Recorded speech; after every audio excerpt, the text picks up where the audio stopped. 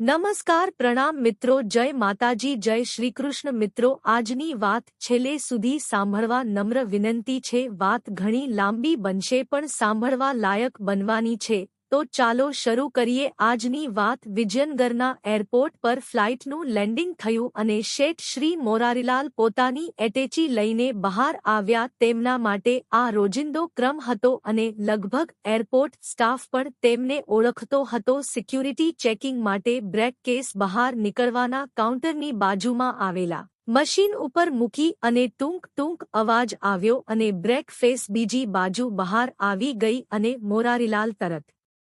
અટેચી લઈ પાર્કિંગ બાજુ ચાલ્યા શેઠ શ્રી મોરારીલાલને જોતા પાર્કિંગમાંથી તેમનો ડ્રાઈવર ગાડી કાઢીને બહાર આવી ગયો ગાડી ઊભી રહી એટલે શેઠ પાછળની સીટમાં બેસી ગયા અને પૂરપાટ તેમના બંગલા બાજુ નીકળી ગઈ રસ્તામાં જ મોરારીલાલે ડ્રાઈવરને પૂછી લીધું કે તૈયારી કેવી ચાલે છે ડ્રાઈવર કહે સાહેબ સવારે જ મંડપ બાંધવાનો સામાન આવી ગયો છે આવતીકાલે માણસો આવીને કામ ચાલુ કરી દેશે ગાડી બંગલે પહોંચી ગઈ અને મોરારીલાલ સીધા પોતાના બેડરૂમમાં ગયા અને એટેચી સીધી કબાટ ખોલી તેમાં મૂકીને ડ્રોઈંગ રૂમમાં આવીને બેઠા શેઠને આવેલા જોઈ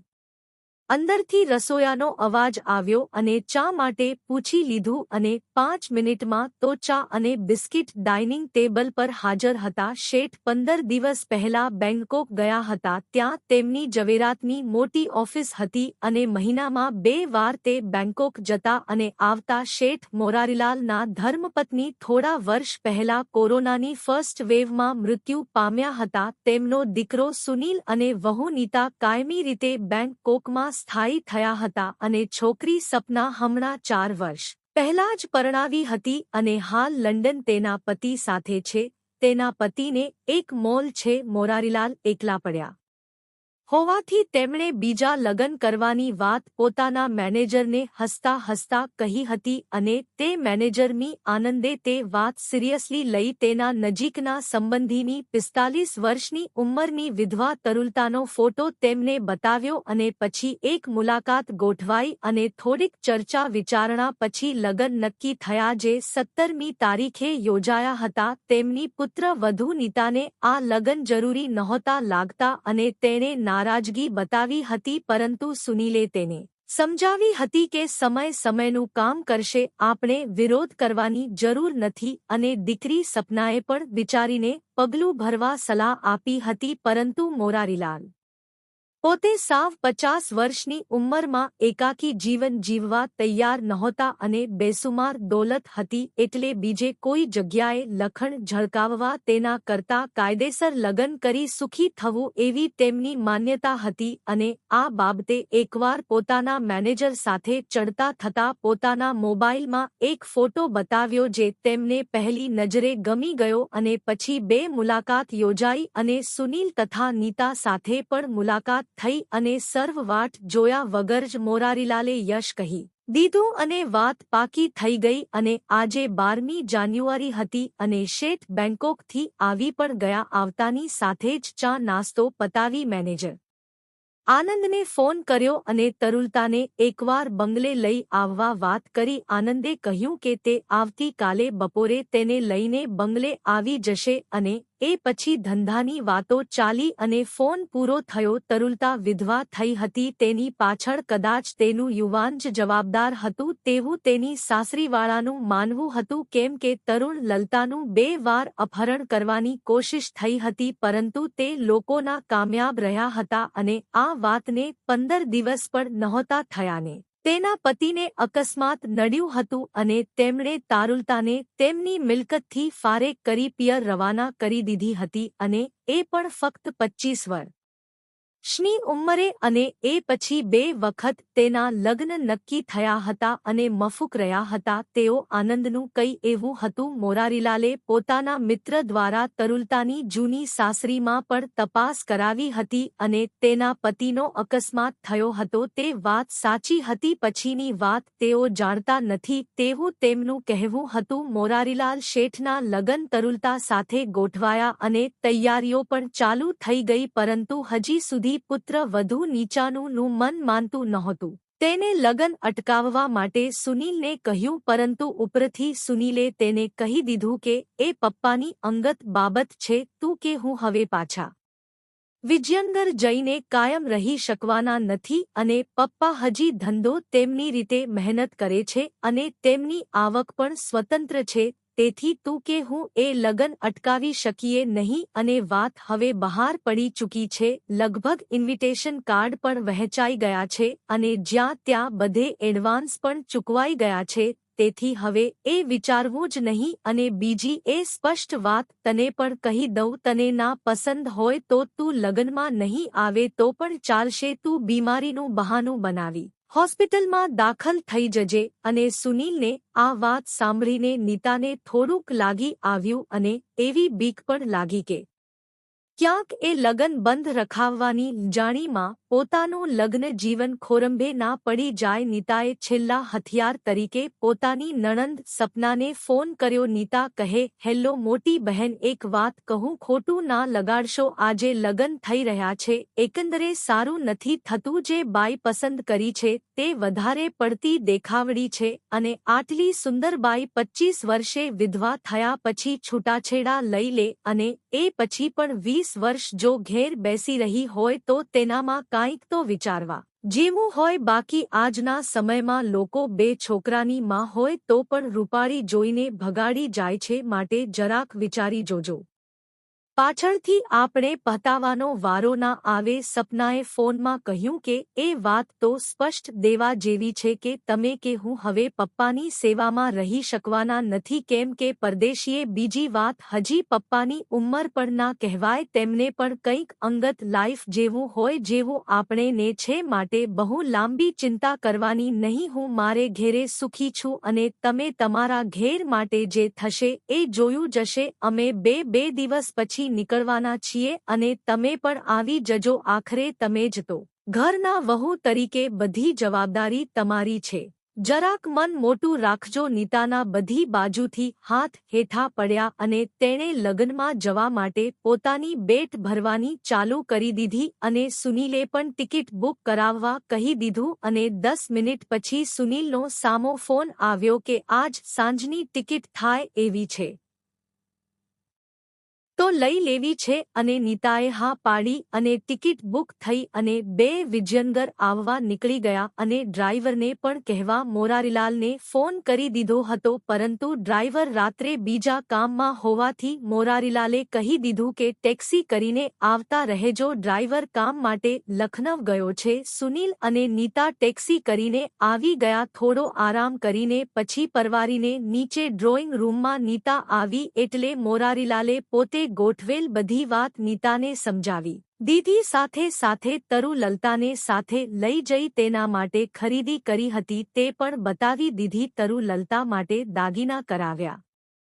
હતા તે પણ તેને બતાવ્યા અને ખાનગીમાં કહી પણ દીધું કે બધા દાગીના 2 ગ્રામના ઢોળમાં બનાવડાવ્યા છે. નવી શેઠાણી અહીં આવે અને બરાબર સેટ થાય પછી તેને અસલ માલ બતાવીશું. બાકી આજકાલ છેતરપિંડી પણ બહુ થાય છે, એટલે પહેલા દિવસે કાંઈ તિજોરીની ચાવી આપી દેવાની ના હોય. આટલી વાત સસરાના મોઢે સાંભળ્યા બાદ નીતાને પણ એમ થયું કે હજી પપ્પાને પણ પૂરો ભરોસો નથી. નીતા પોતાની નામર્જી હોવા છતાં સસરાના લગ્નમાં હાજરી આપવા આવી અને એકમાત્ર પુત્ર વધુ હોવાને નાતે પોતાને માથે આવેલી જવાબદારી સ્વીકારી લીધી અને પેન્ડિંગ કામ પતાવવા મંડી. નવી શેઠાણી આવે અને તેના ઉપર પૂરો વિશ્વાસ બંધાય તે પછી જ તેને અસલ શેઠાણીનો દરજ્જો અને માલ મિલકત જોવા સંભાળવા મળશે એવી વાત જાણ્યા પછી તેને થોડી રાહત થઈ. પરંતુ એક વાત તો સનાતન સત્ય હતી કે પોતાના માથે નવી સાસુ આવી રહી હતી અને તે પણ કોઈ સામાન્ય નહીં, પરંતુ એક સ્વરૂપ સુંદરી. અને જો તે સસરાને પોતાના રૂપમાં પાગલ બનાવી પોતાના ગુલામ બનાવી દેશે તો કદાચ સુનીલનો અને પોતાનો આખો વારસાએ હક જોખમમાં મુકાશે. અને એક વાત તો ચોકસી દીવા જેવી હતી, તે સસરાની ઉંમર હજી 50 વર્ષ પણ પૂરી નહોતી થઈ અને આવનાર સ્ત્રી પણ હજી 45ની ઉંમરની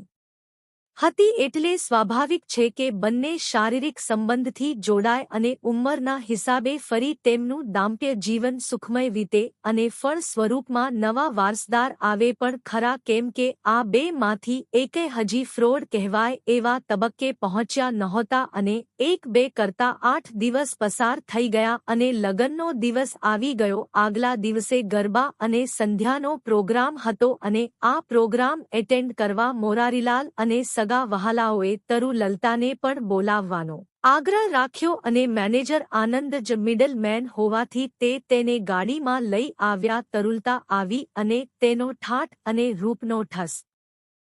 જોયા પછી નીતા પણ એવું લાગ્યું કે તેની સામે રૂપમાં પોતે વામણી દેખાતી હતી અને 45ની ઉંમર છતાં તેને ગરબા રમવાની સ્ટાઇલ અને છટા કોઈપણ યુવતીને શરમાવે તેવી હતી. બીજા દિવસે સવારે 11 વાગે રજિસ્ટ્રારની ઓફિસે બંને સહી સિક્કા કરી પતિ પત્ની બન્યા અને 11:30 વાગે આમંત્રીઓને હાજરીમાં સામસામે હાર પહેરાવી બે મંગળફેરા ફરીને શાસ્ત્રોક્ત વિધિથી સંસારમાં એકબીજાના અર્ધાંગ બન્યા. એ જ દિવસે સાંજે રિસેપ્શન યોજાયું. આખા દિવસના પ્રોગ્રામમાં તરુલતાના મા-બાપ અને તેનો ભાઈ અને બીજા સગાની નોંધપાત્ર હાજરી હતી. રિસેપ્શન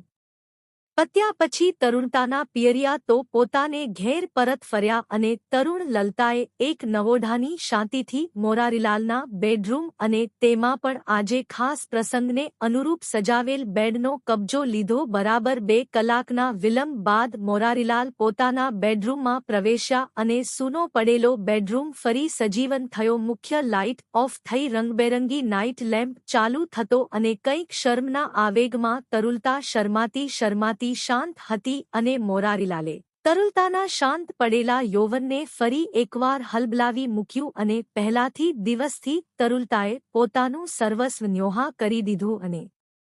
મોરારીલાલના મનનો મોરલો ફરી ગહેકી ઉઠ્યો. તરુલતાના સંતોષની તો એને ખબર, પરંતુ મોરારીલાલ પોતે સંતુષ્ટ થઈ ગયા હતા અને એ જ યુઝવલ ઘાટ નિંદ્રામાં સરી પડ્યા હતા. વહેલી સવારે તરુલતા રૂમની બહાર આવી અને દૈનિક નહાવા ધોવાની વિધિ પતાવી હજી બહાર આવી ત્યાં તો રસોઈ કરવાવાળા રસોઈયાએ જય શ્રીકૃષ્ણ કહ્યા. અમે નાસ્તામાં શેઠ બટાકા પૌવા લેશે અને પોતે બનાવવા જઈ રહ્યા છે એવું કહ્યું, પરંતુ તરુલતાએ કહ્યું કે સવારનો નાસ્તો હું બનાવીશ, તમે બીજું કામ આટોપી. અને બીજી સવારથી જ તરુલતાએ રસોડા ઉપર પોતાનો હક સાબિત કરી દીધો. મોરારીલાલ ઉઠ્યા અને પરવાયા અને ડાઇનિંગ ટેબલ પર આવ્યા. ટેબલ પર સુનીલ, નીતા, સપના અને જમાઈ ચારે હતા અને તરુણ લલતા નાસ્તો લઈને આવી અને બધાને નવી માં કમ શેઠાણીને જય શ્રીકૃષ્ણ કહ્યા અને પછી બધા રૂટીનમાં કામે લાગ્યા. 2 દિવસમાં વધારાના કામ હતા તે પતી ગયા અને સપના અને જમાઈએ રજા માંગી. તરુ લલતા જાણે હોમવર્ક કરીને જ સાસરે આવી હોય તેમ તેણે સપનાને એક સોનાનો ચેન લગભગ 12 ગ્રામનો હશે તે અને જમાઈને 9 ગ્રામની વીંટી લગન નિમિત્તે પોતાના તરફથી ભેટ આપી અને બંને રવાના થયા. એ પછીના ત્રીજા દિવસે નીતાનો જન્મદિવસ આવતો હતો અને તેની માહિતી પણ મોરારીલાલે આપેલી હોવાથી તેને તે દિવસે 3 તોલાનો નાજુક શેઠ અને અફલાતુન સાડી ભેટ આપી. સુનીલ આ બધું ચૂપચાપ જોઈ રહ્યો હતો અને તેને પાસે બોલાવી તેને આશીર્વાદ આપીને કહ્યું કે તું તો મારો વારસદાર છે, તને નાની એવી ભેટ નહીં પરંતુ આખી પેઢી જ વારસામાં આપું છું. અને સુનીલની આંખમાં આંસુ આવી ગયા. આજે તેને પોતાની મૃત માની યાદ આવી ગઈ જે રોજ પોતાને ગળે લગાવતી હતી, પરંતુ આ નવી માને થોડું એવી રીતે ઘરે લગાવી શકાય. અને આમ 8 દિવસ પૂરા થયા અને સુનીલ અને નીતાએ પણ બેંકોકની ફ્લાઇટ પકડી. આજે પણ નીતાને એવું લાગતું હતું કે તરુણ લલતા પાકું હોમવર્ક કરીને જ સાસરે આવી છે. મોરારીલાલ અને તરુણ લલતાના લગ્ન થઈ ગયા પહેલા સપના અને જમાઈ રિટર્ન થયા અને 4-5 દિવસ પછી સુનીલ અને નીતા પણ રવાના થઈ ગયા. તરુલતા અને શેઠ હવે એકલા પણ યા હતા અને તેમણે પણ બેંકોક જવા તૈયાર યાદ રહી બેંકોક લઈ જવા માટેની ખરીદી બજારમાંથી કરવાની હતી તે કરી દીધી મૂળ ધંધો ઝવેરાતનો હતો એટલે થોડી કાચી ખરીદી પણ કરી લીધી અને તેમણે તરુલતાને પણ સાથે લઈ જવી જરૂરી સમજી અને 2 ટિકિટ બુક કરાવી દીધી બેંકોકમાં તેમનું એક પે હાઉસ હતું ત્યાં ફક્ત તેમને સુવાની વ્યવસ્થા હતી પરંતુ આ વખતે સાથે તરુલતા હતી તેથી તેમણે તે પે હાઉસની નજીક જ એક ફ્લેટ ભાડે રાખ્યું અને પછી અને મુનકમ બિઝનેસ ટૂરનો આરંભ થયો સવારમાં 2 કલાક બિઝનેસનું કામ ચાલતું અને બપોરે જમવાના ટિફિન આવતા અને તેના પછી ફરવાનો પ્રોગ્રામ પરંતુ આ 15 દિવસ સાથે રહ્યા પછી તરુલતા મોરારીલાલના ધંધાથી ઘણી બધી વાફેક થઈ ગઈ હતી અને ટૂર પતાવી પાછા વિજયનગર આવી ગયા તરુલતાના નસીબ ગણો કે મોરારીલાલની મજબૂરી હવે તેમને એક દિવસ પણ તરુ વગર ચેન નહોતું પડતું અને તરુએ પણ મોરારીલાલની બધી તમના પૂરી કરી દીધી હતી એમાં એક દિવસ તરુએ મોરારીલાલને કહ્યું કે આપણે એક વસ્તુ ભૂલી ગયા છીએ અને તે સાવચેતી આટલા વર્ષે હવે કદાચ પેટ બહાર નીકળે તે સારું ના કહેવાય અને શરમ પણ આવે મોરારીલાલ કહે માં બનવું એ દરેક સ્ત્રીનું સૌભાગ્ય હોય છે અને તે હજી સુધી તને પ્રાપ્ત થયું નથી એટલે નસીબમાં હશે તો હવે પછી પણ વારો આવે તેથી તે બાબતે તારે કે મારે ચિંતા કરવાની જરૂર નથી હવે 2 મહિના જેવો સમય ત્રણેયને શેઠ સાથે લગ્ન થયો હતો અને શેઠને પણ તરુની માયા લાગી હતી નીતાનો પણ 2-4 દિવસે ફોન આવતો અને તેણે પણ હવે મન મૂકીને તરુ સાથે વાત કરવાનું ચાલુ કરી દીધું તરુએ પણ અનુભવ્યું હતું કે બધું વ્યવસ્થિત થઈ ગયું છે તેથી તેણે મોરારીલાલ સામે પ્રસ્તાવ મૂક્યો કે આપણો આટલો લાંબો ધંધો છે તો મારો ભાઈ વિનોદ હજી બરાબર સેટ નથી થયો તો આપણા ધંધામાં તેને સાથે રાખો તો સારું થોડા દિવસ અહીં બોલાવી લઈએ એ અને તમે એકાદ 2 ટ્રીપ તેને સાથે કરાવો તો તેનું થોડું ધંધામાં ધ્યાન પહોંચે અને મોરારીલાલે તેને સહમતિ આપી અને તરુએ ભાઈ વિનોદને પોતાની સાથે બોલાવી લીધો વિનોદના આવ્યા પછી 10 દિવસમાં મોરારીલાલને પૂર પર જવાનું થયું પરંતુ હજી સાથે લઈ જવો ન હતો તેથી હમણાં તરુ સાથે અહીં જ રહે તેવું કહીને તે ઉપડી ગયા વાસ્તવમાં વિનોદ તરુનો કહેવા પૂરતો જ ભાઈ હતો બાકી તે આજ સુધી તરુની ઘણી બધી જરૂરિયાતો પૂરી કરતો અને તેથી જ તરુ વિધવા થયા પછી પણ એકલી રહેવા ખુશ હતી અને તેમાં શારીરિક સંતોષ પણ આવી જ હતો અને આના માટે જ શેઠની ગેરહાજરીનો લાભ લેવા વિનોદને બોલાવી લીધો હતો પરંતુ બંગલામાં હજી ત્રાહિત વ્યક્તિ તરીકે રસોઈયો હતો જેની હવે જરૂર નથી એમ કહી રજા અપવાવી દીધી હતી અને ખોટું ના દેખાય તે માટે તેને સારી એવી રકમ પણ આપીને ખુશ કરી દીધો હતો હવે તરુણને વિનોદ સાથે પણ લહેર કરવાની ફાવટ આવી ગઈ હતી પરંતુ વિનોદ હવે ફક્ત તરુણના શરીર માટે જ નહીં અહીં આવ્યો હોય તેવું નહોતું તેને એકલાએ મનોમન બીજો પ્લાન બનાવી લીધો હતો 12 મહિના આમને આમ શેઠ જોડે પસાર થઈ જાય તો શેઠનો ધંધો પણ હાથ આવી જાય અને ક્યાંક મેં પડે તો શેઠનું કાસ કાઢી મિલકત અને તારું બેયને વંશ કરી લેવાય જો કે સામે પક્ષે મોરારીલાલ પણ કાચી માયા નહોતા તે પણ પોતાની સલામતીની બધો વિચાર કરીને જ ધંધો કરતા હતા કોઈપણ સંજોગોમાં પોતાનું મૃત્યુ થાય તો નવી પત્નીને 10% જેટલી જ રકમ મળે બાકીના 50% સુનીલને અને 40% સપનાને મળે એવું વિલ પણ તેમણે લગ્ન પછી કરાવી લીધું હતું અને રજીસ્ટર કરાવી વકીલને સોંપી દીધું હતું સમયનું કામ કરતો ગયો તરુ એ શેઠ હોય ત્યાં સુધી શેઠની પત્ની તરીકે સેવા આપી ઘણા બધા લાભ લેવાનું ચાલુ કરી દીધું હતું તો તેમની ગેરહાજરીમાં વિનોદ પણ